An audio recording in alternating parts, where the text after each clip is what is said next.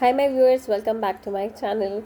वैसे मैं tarot readings करती हूँ आप सबके लिए, बट मैं कुछ टॉपिक्स लेके आई हूँ इस बार। मुझे लगता था कि मुझे अब वीडियो बनाना चाहिए जहाँ पे मैं एक्चुअली आप लोगों के प्रॉब्लम्स को एड्रेस कर सकूँ, समझ सकूँ कि चीज़ें आई अंडरस्टैंड बहुत हेवायर जा रही हैं। तो इस साल कुछ लोगों के लिए बहुत टफ भी रहा, मैंने देखा अपने कार्ड्स में जो मेरे पास क्लाइंट्स आए। कुछ चीज़ें मैं बहुत प्रैक्टिकली बताना चाहती हूँ एक्सपीरियंसेस से। इस सीरीज़ में जो मैं वीडियोस अब लेके आऊँगी, हर हफ्ते एक वीडियो अपलोड करूँगी, उसमें यही मेन चीज़ें होंगी कि हम कुछ कुछ पार्ट लेंगे। जैसे कि आज के लिए मैं डिस्कस करना चाहती हूँ मेंटल हेल्थ कंडीशन को या फिर फियर्स को, जो मेंटल हेल्थ कंडीशन के लिए एक बहुत बड़ा फैक्टर बनता जा रहा है। फियर जो एंग्जाइटी को बहुत एनहांस करता है, डिप्रेशन को बहुत एनहांस करता है। कुछ लोग फियर रखते हैं अपने अंदर मनी को अर्न करने का, कुछ लोग फियर रखते हैं रिलेशनशिप के लिए, कुछ लोग फियर रखते हैं जनरली अपनी लाइफ के करियर को लेकर या फिर अपनी हेल्थ को लेकर। बहुत लोगों के अंदर एक फियर जो है वो ज़रूर पल रहा है। ऐसा समझा गया है कि मैं कोई नॉनवेज खाने वाले लोगों के अगेंस्ट नहीं हूँ, बट ऐसा समझा गया है कि जब हम किसी बर्ड को, लाइक चिकन खाते हैं फॉर एग्ज़ाम्पल, तो अगर हम किसी बर्ड को मार रहे हैं तो उसको मारने से पहले उसके जो एक केमिकल रिलीज़ होगा फियर का, उस फियर की वजह से वही केमिकल के रिलीज़ होते ही हम उसे काट रहे हैं और वही हम खा रहे हैं। तो कुछ ना कुछ हमारे अंदर भी वैसे ही पैटर्न्स, हमारे हेल्थ के ऊपर स्पिरिचुअली एंगल से मैं आपको ये बात बता रही हूँ। तो कुछ लोग ऐसा बिलीव करते हैं कि ऐसा होता है कि हम भी इम्पैक्ट होते हैं, तभी ज़्यादातर बिलीव किया गया है कि आप वेजिटेरियन फूड ज़्यादा खाएं। बट ठीक है, दोनों ही ओपिनियंस हैं सबके लिए, जो जिसको जो अच्छा लगता है खाने के लिए, कोई रिस्ट्रिक्शंस नहीं है। बट मैं यही कहूँगी कि आप जो भी खा रहे हैं, पहली बात अपने डाइट का ज़रूर ख्याल रखें, अपने न्यूट्रिएंट्स को कंप्लीट रखें, आप अपने चेकअप्स रेगुलर कराते रहें ताकि आपकी हेल्थ मेंटेन रहे। कुछ वाइटामिन्स की कमी से भी हमारे अंदर बहुत ज़्यादा चेंजेस आते हैं, बहुत ज़्यादा प्रॉब्लम्स क्रिएट होती हैं। और अब मैं आज ये बात करना चाहती हूँ कि फ़ियर विद मनी का क्या क्या इम्पैक्ट होता है। फ़ियर विद मनी का इम्पैक्ट होता है कि आपको पैसा कमाने में मुश्किलें आने लगती हैं, आपके पास पैसा टिकना बंद हो जाता है। आप एक तरीके से पैसे के रिलेटेड जो भी फ़ियर रख रहे हैं, अगर आप उसे रिलीज़ नहीं करते हैं तो धीरे धीरे आपको मनी रिलेटेड इश्यूज़ बहुत ज़्यादा क्रिएट होते हैं और वो लिंगर ऑन होते रहते हैं लाइफ में, प्रोलॉन्ग पीरियड तक चलते आते हैं। जैसे आपके स्टेबल जॉब नहीं होगी, स्टेबल काम नहीं चलेगा, स्टेबिलिटी नहीं होगी बेसिकली फाइनेंसेस को लेके। उसके लिए आप क्या कर सकते हैं, सबसे पहली चीज़ कि आप राइटिंग में लिख सकते हैं अपने फियर्स मनी को लेकर, और आप उसको जला दें और उसकी राख को हवा में उड़ा दें। राइट, ये आपको 11 दिन तक प्रैक्टिस करना है, पहली चीज़। दूसरी चीज़, मैनिफेस्टेशन करें। आप एक जर्नल बनाएं जिसमें मैनिफेस्टेशन लिखें कि आपको कैसे चाहिए, जिसमें आप ऑलरेडी पास्ट टेंस में चीज़ें लिखेंगे जैसे कि आप अचीव कर चुके हैं। फियर रिलेटेड चीज़ों को निकालने की कोशिश करें, रिप्लेस करें अपने वर्ड्स को। जैसे फॉर एग्ज़ाम्पल, अगर आपको लगता है कि मेरी सैलरी उतनी नहीं है, तो इसको ऐसे नहीं लिखना है कि काश मेरी सैलरी इतनी होती या मेरी इतनी सैलरी हो जाए। आपको मैनिफेस्ट करने के लिए लिखना है कि मैं ऑलरेडी इतना कमा रहा हूँ, I am grateful to earn this much amount. जो भी आपका अमाउंट आपको समझ आ रहा है कि आपको इतने कमाना है पर मंथ या ईयरली, आप वो अमाउंट लिखे कि I am very grateful to earn this amount every year, जैसे कि वो हो रहा है या हो चुका है। तो ये चीज़ें आप मनी रिलेटेड चीज़ों पे आप कर सकते हैं प्रैक्टिस। दूसरा है रिलेशनशिप को लेकर। रिलेशनशिप को लेकर इनसिक्योरिटीज़ बहुत होती हैं।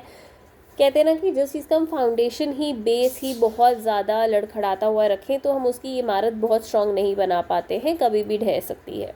सिमिलरली रिलेशनशिप, लोगों को बहुत मिथ है कि रिलेशनशिप ख़राब एक ही बंदा करता है या फिर बनती नहीं है। बहुत रीजंस तो होते ही हैं डेफिनेटली, एस्ट्रोलॉजी के हिसाब से या फिर न्यूमरोलॉजी के हिसाब से बहुत बहुत प्रोफेशनल्स ये बात हमें सही बताते हैं।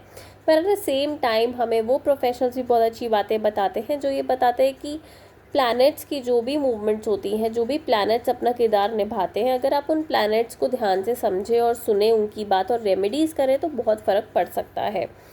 आजकल क्या है ना कि हम रिश्तों को बचाने से ज़्यादा हम उसको ख़त्म करने में बिलीव करते हैं, हम उस पर ईगो अपनी लाने में बिलीव करते हैं। जैसे हमारे पेरेंट्स हैं, राइट, अगर हमारे पेरेंट्स, हम कुछ भी कर रहे हैं और हमारे पेरेंट्स हमें फॉरगिवनेस देते हैं, they have a big heart to forgive us, but whereas जब रिलेशनशिप की बात हो तो फॉरगिवनेस से पहले सबसे पहले ईगो आती है कि इतनी बड़ी गलती करी तुमने, ऐसा कर दिया, ये कर दिया, पहली लड़ाई स्टार्ट करते करते हमारी ईगो सामने आती है rather than accepting and forgiving, वो नहीं आता है। तो रिलेशनशिप में पहली चीज़ जो आपको प्रैक्टिस करनी है वो है कि आप इनसिक्योर ना हो, एक्सेप्टेंस एंड फॉरगिवनेस प्रैक्टिस करें डेली बेसिस पे, चाहे छोटी बात हो चाहे बड़ी बात हो, ये माने कि वो आपका पार्टनर, आपका परिवार है और आप इनको छोड़ना छोड़ने का कोई ऑप्शन नहीं है, ठीक करने का ऑप्शन है। हमें कुछ हमारे कार्मिक पैटर्न्स होते हैं जो हमें पूरे करने होते हैं और या फिर हम उसे होने से रोक सकते हैं। तो किसी प्रोफेशनल से कनेक्ट करके आप उन कार्मिक पैटर्न्स को जान सकते हैं, या फिर कुछ पैटर्न्स आपकी लाइफ में ऑलरेडी रिपीट हो रहे हैं उनको समझकर आप उनको ब्रेक कर सकते हैं अपने पार्टनर की हेल्प से। एक दूसरे पे ट्रस्ट होना चाहिए, इनसिक्योरिटीज़ को अपना फाउंडेशन मत बनाएं। थर्ड, आपको कहीं ना कहीं फियर ऑफ सेपरेशन, लॉस नहीं होना चाहिए, क्योंकि वो मैनिफेस्टेशन में बदलता है। अगर हम कुछ ऐसे शब्दों को अफर्मेशन बना देते हैं, बिल्कुल बोलते रहते हैं, बार बार सोचते रहते हैं, सेल्फ टॉक करते हैं अफर्मेशन के बतौर, तो वो चीज़ें हमारे बिहेवियर में आती हैं और समहाउ हमारे बिहेवियर की वजह से वो चीज़ें सच हो जाती हैं। तो दूसरी चीज़ है कि आप बिल्कुल बिल्कुल बिल्कुल पॉजिटिव सोचें, सेपरेशन और लॉस के बारे में ना सोचें, एक्सेप्ट करें अपने पार्टनर को, खुश रहें उनके साथ, जितना हो सके पल आप बिताएं उनके साथ तो खुशी के ही बताएं, समझ कर कि नहीं सब कुछ बढ़िया है, कुछ नहीं होगा, और this is a long term relationship and we have to sustain in that with way lot of love and support. एक दूसरे का सपोर्ट हर चीज़ में करें, हर बुरे वक्त में और अच्छे वक्त में। अगर आप ऐसा फाउंडेशन इन चीज़ों से रिलेशनशिप का बनाते हैं तो बढ़िया रहेगा। एक दूसरे का पर्सपेक्टिव समझने की बहुत ज़रूरत है। हम अपना ही पर्सपेक्टिव समझाना चाहते हैं, उसी को रखना चाहते हैं आगे, बट कहीं ना कहीं हमें दूसरे का भी पर्सपेक्टिव समझना चाहिए। दोनों मिलकर जितना ओपन हार्ट कम्युनिकेशन रखेंगे उतना बेहतर रहेगा। ये भी आपके रिलेशनशिप को बहुत बेनिफिट करेगा। वीनस की रेमेडीज़ कर सकते हैं, जैसे मैंने कहा प्रोफेशनल को भी कनेक्ट करें ताकि आपकी रिलेशनशिप और बढ़िया हो। और करियर को लेके जो आपका फियर रहता है कि मेरा करियर कैसा होगा, मैं पास होऊंगा, फेल होऊंगा, रिजेक्ट होऊंगा, या फिर मुझे सक्सेस मिलेगा नहीं मिलेगा, ये सब सवाल की बजाय अगर आप थोड़ा सा रिप्लेसमेंट ऑफ थॉट्स कर देते हैं कि यस, जैसे मैंने कहा मैनिफेस्टेशन करें कि मैंने ऑलरेडी ये चीज़ पा ली है।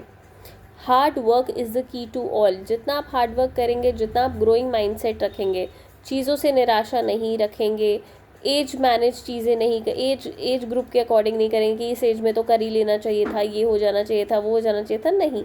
आप हार्ड वर्क में बिलीव करें, कॉन्स्टेंटली हार्ड वर्क करते रहें, परसिस्टेंट रहे चीज़ों में, अपने करियर में, और अपने करियर को जितना आप समझें अच्छे से, अपनी लाइन समझें, क्या क्या आपको चीज़ें करनी चाहिए। आप गाइडेंसेस ले सकते हैं टैरो कार्ड से, एस्ट्रोलॉजी से, सिर्फ ये सब चीज़ें आपको गाइडेंस और डायरेक्शन देने के लिए ही होती हैं। तो आप अगर उन चीज़ों के लिए प्रिपेयर हो जाए रादर देन घबराने से अच्छा कि आज शनि महाराज हम पे महादशा चल रही है या 7.5 ही चल रही है, इनसे घबराने की ज़रूरत नहीं होती है। जिनके साथ ऐसा होता है या फिर कुछ प्लानिटरी मोमेंट्स की वजह से नुकसान होते हैं, अगर हम प्लैनेट्स की रेमेडीज़ करें और प्लैनेट्स के अकॉर्डिंग चलें तो डेफिनेटली चीज़ें बहुत सॉर्टेड हो सकती हैं। और किसी प्रोफेशनल की गाइडेंसेस ले करियर को लेके, और अपने आप को अपस्किल करने की गाइडेंस भी आती है। कई बार ये आता है कि हम गलत जगह पे बैठे हैं, कई बार ये आता है हमारी अप्रोच टूवर्ड्स लोग बहुत अलग है, कुछ कुछ छोटे छोटे एलिमेंट्स होते हैं जो हमारे करियर में बाधाएं बनते हैं। तो उस चीज़ की गाइडेंस और उन चीज़ों पे काम करना ही आपके लिए बेहतर रहेगा। फियर रखने की ज़रूरत नहीं है। ग्रोइंग माइंडसेट रखें ताकि आपको जो भी अचीव करना है, आप एक्सपेरिमेंट्स के लिए, आप एक्सप्लोर करने के लिए, आप न्यू चीज़ों के प्रोजेक्ट्स आपके पास आने के लिए, उन चीज़ों के लिए, सबके लिए रेडी रहें। डरना नहीं है, फियर नहीं डालना चीज़ों के अंदर। जो जो चीज़ों में हम फियर को एज अ बेस फाउंडेशन बनाते हैं वो चीज़ें हमारी वीक होती हैं, वो चीज़ें हमारी मैनिफेस्टेशन से बहुत दूर चली जाती हैं, उसमें हमें बाधाएं आती हैं, उसमें मुश्किल आती है। और कुछ अगर ज़िंदगी को ही पूरा फियर मानते हैं कि ये ज़िंदगी तो कोई चीज़ नहीं है, नेगेटिव है, कितना हम गलत वर्ड्स यूज़ करते हैं उतनी वो चीज़ें हमारे आसपास आती हैं। तो make sure you are not using negative words, only use positive words. Switch your words, switch करने से भी वर्ड्स के बहुत हेल्प मिलती है। Thank you so very much for being there and watching my video. Do like, share and subscribe. मैं ऐसे ही और वीडियो के साथ अगले हफ्ते आऊँगी. So stay tuned.